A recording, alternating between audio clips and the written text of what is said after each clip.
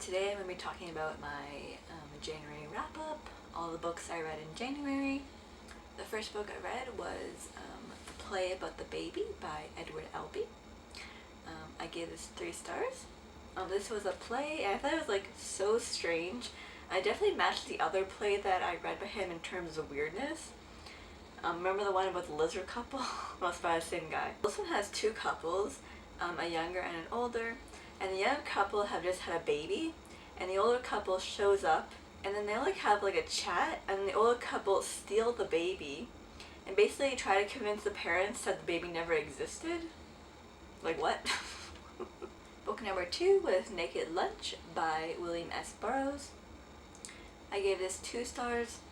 A couple of years ago I read On the Road by Jack Kerouac, and I wanted to try like other beat authors, so I chose this one. This book was like shocking with how like vulgar it was, and I can't believe it was written in the 50s. It's about like drug addiction, and the character like journeys through these obscene like alternate realities. I do think the writing style is interesting. This author has like a cut up word technique, which on the other hand makes the story like really disjointed, but I think that's the point. Book number 3 was Anne of Avonlea by L.M. Montgomery. I gave this 5 stars. It was just as good as the first one, Anne of Green Gables. So this continues the tale of the red-haired orphan. She's out of school now, and she has like a teaching position, but a bunch of mishaps still occur. I mean, knowing Anne, right? There were like a couple of parts of this where I just laughed like right out loud because it was so funny. I would like to read you a part of it, if I could find it. Okay, I found it. This is from a part of the book where Anne's like a school teacher, so she's like reading some of her students' like compositions. And one of the students is like very like clumsy and like a complete butterfingers. So this is part of her letter, or in her letter, like her report or whatever.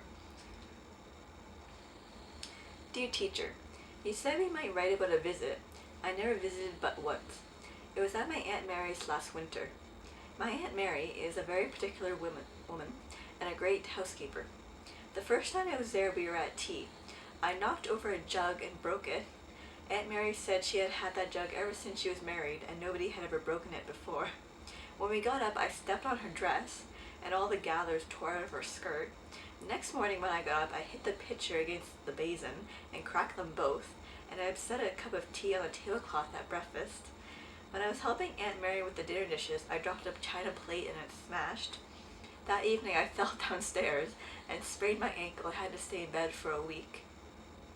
I heard Aunt Mary tell Uncle Joseph it was mercy or I'd have broken everything in the house. When I got better, it was time to go home. I don't like visiting very much. I like going to school better, especially since I came to Avonlea. Like, wow, talk about clumsy. I just like laughed at like how it's just like one thing after another.